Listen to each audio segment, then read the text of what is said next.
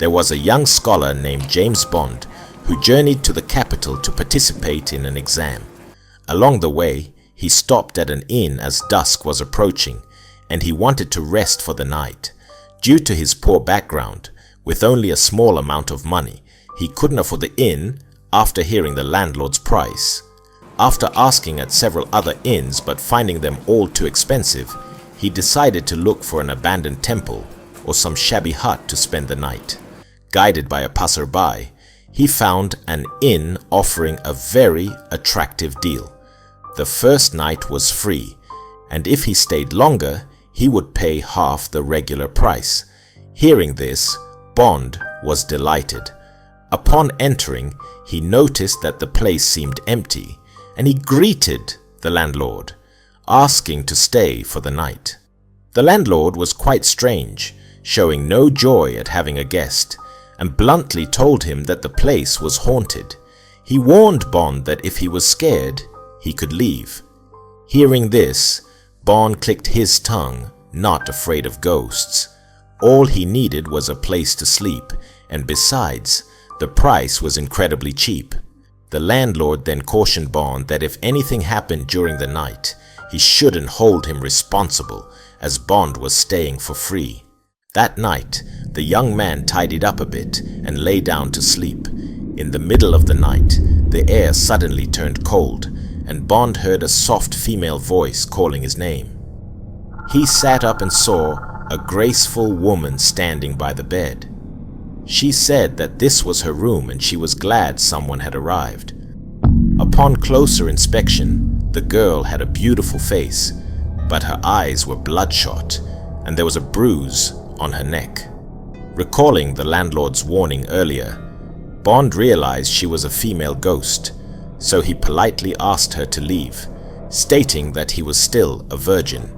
She replied that she meant no harm and only wanted to show him a magic trick. The girl picked up a rope and asked Bond to look at it, promising he would see a magical world. Inside the rope, scenes of beautiful landscapes appeared. Occasionally, beautiful young women appeared, bathing in a cool stream. Even I, the storyteller, felt moved by this scene and almost wanted to pause the video to admire it further. After a while, scenes of golden mountains and silver seas appeared, truly something only found in dreams. After showing Bond these sights, the girl said that if he stuck his head inside, everything inside would belong to him. However, those words didn't seduce the young man. He replied that he'd seen enough magic and needed to sleep, so he could set off early the next day. The girl was surprised, never imagining that someone could dislike such things. Bond explained that these were mere illusions, and he didn't want what wasn't his. Unable to entice him, the girl transformed into a monster with a green face and a long tongue, intending to scare the young man to death. However, he wasn't frightened at all. He said that he had done nothing wrong and wasn't afraid of ghosts. Then, simply covered himself with a blanket and continued sleeping. Before sleeping, he even advised the female ghost that she shouldn't scare others like this and should reincarnate soon. The woman, never having met someone so peculiar and resilient, was deeply moved. She was truly touched, realized many things, and then disappeared. Afterward, the young man had a peaceful sleep until morning. When the landlord saw that Bond was still alive and unharmed, he was greatly relieved. The rumors about ghosts in his inn were finally put to rest. Not only did the landlord waive Bond's room fee, but he also gave him some money for the journey. The young man later passed the exam and became a famous actor.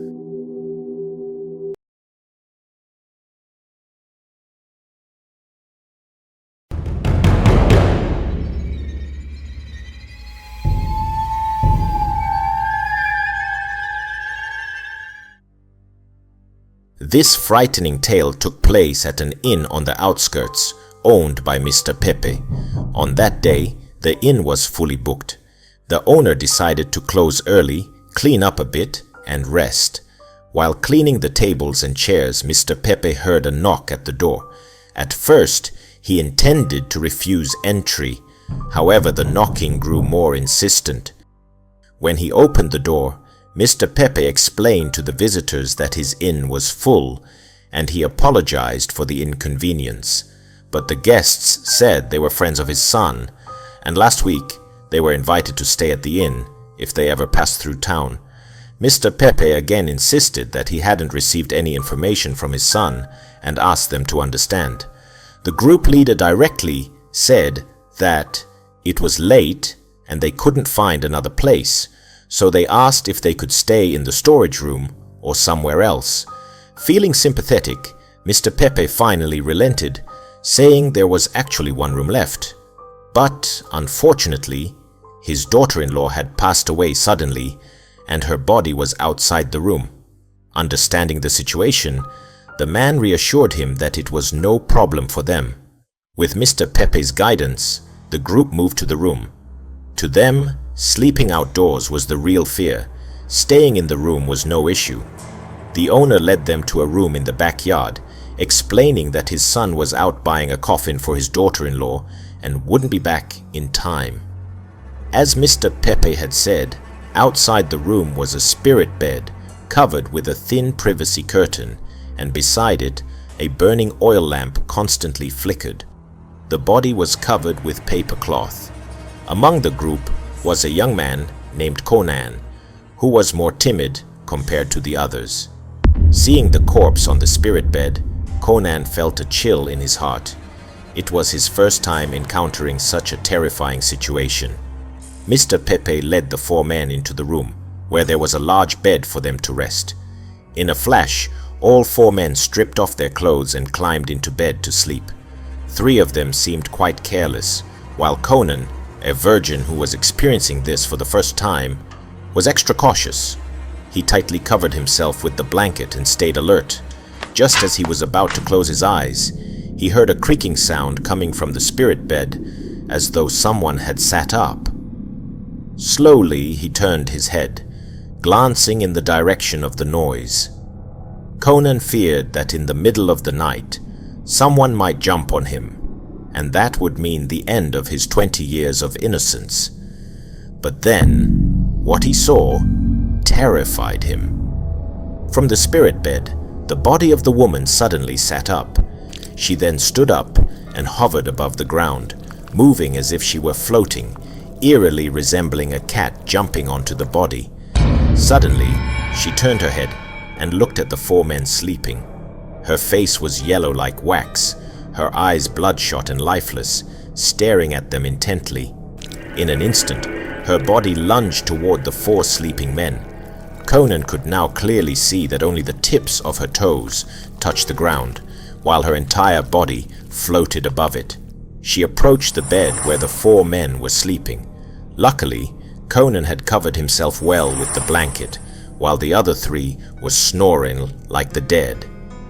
She leaned down and sucked the soul of the first man. Oh my, so it was a soul-sucking ghost. In an instant, the man was dead. This scene was oddly familiar, just like in a Stephen Chow movie. After sucking the souls of the other three men, the ghost girl noticed there was still some yang energy under the blanket, but she couldn't suck it because Conan had tightly wrapped himself up. Suddenly, a loud cat's meow echoed. The ghost girl turned around and floated back to the spirit bed. Conan wanted to wake his friends and run, but when he pulled back the blanket, he discovered that all three of his friends were already dead. He moved, making noise, and the ghost girl immediately appeared by the bed. At this point, Conan was trembling with fear. She tried to suck Conan's soul, but it seemed the blanket was blocking her. Hearing her return to the spirit bed, Conan quickly dressed and stealthily made his way outside. His heart pounded as his legs shook, but he forced himself to move. Just as he stepped outside, Conan was so frightened that he let out a fart. The ghost girl immediately sat up. Conan thought to himself, "This is it. There's no way to escape now. In an instant, the ghost girl detected his movement. Conan, barely alive, ran as fast as he could, but the ghost girl was hot on his heels. It was the middle of the night, and the road was deserted. Oddly, even though Conan screamed loudly, no one could hear him. Conan kept running in one direction, as though he instinctively knew where he needed to go. He spotted a temple on the side of the mountain, and he thought that might be his salvation. The further he ran, the heavier his steps became. For the first time, he truly understood what it felt like to be chased by a ghost. Unfortunately, when he reached the temple, the gate was locked. He pounded on the door desperately, but no one answered. In the blink of an eye, the ghost girl had caught up with him. At this point, it seemed Conan had no strength left to run and could only hide behind a large tree. The ghost girl continued chasing from behind, and he could only run around the tree. One ran and the other chased, circling around the large tree. Conan was terrified and panicking while the ghost girl kept chasing. His breathing became labored and his heart pounded in his chest. Every time the ghost lunged at him, he dodged, knowing this chase better than anyone. Gradually, Conan realized the ghost girl's weakness. She was like a zombie, chasing the yang energy of humans. With her arms wide open, Conan quickly thought of a way to trap her. He stepped back, but she reached out with her hands, hooking them into his finger, driving it straight into the tree trunk. She struggled a few times but couldn't free herself. Just as Conan had predicted, the ghost girl was stuck. At this point, he thought to himself, if I were straight, I would say, "Hold on, I have an idea." But after running a few steps, Conan felt a sharp pain in his chest, and his vision began to blur. He struggled, crawling to the temple gate before passing out. By the time the sun rose, the temple grounds were completely still. After a few temple bells rang, a monk came out and opened the door. Upon seeing the man lying on the ground, he was startled. He then noticed the woman clinging to the large tree, which was even more shocking. She was still clinging tightly to the tree, unmoving. The monk quickly rescued the young man and reported to the authorities. The authorities arrived and pulled the woman away from the tree. They then called the innkeeper to claim the body and take it away. The 3 men in the room had died, and Conan recounted the whole story to the authorities, who did not cause him any trouble. After proving that the deaths of the 3 men had nothing to do with him, Conan took a carriage back to his hometown.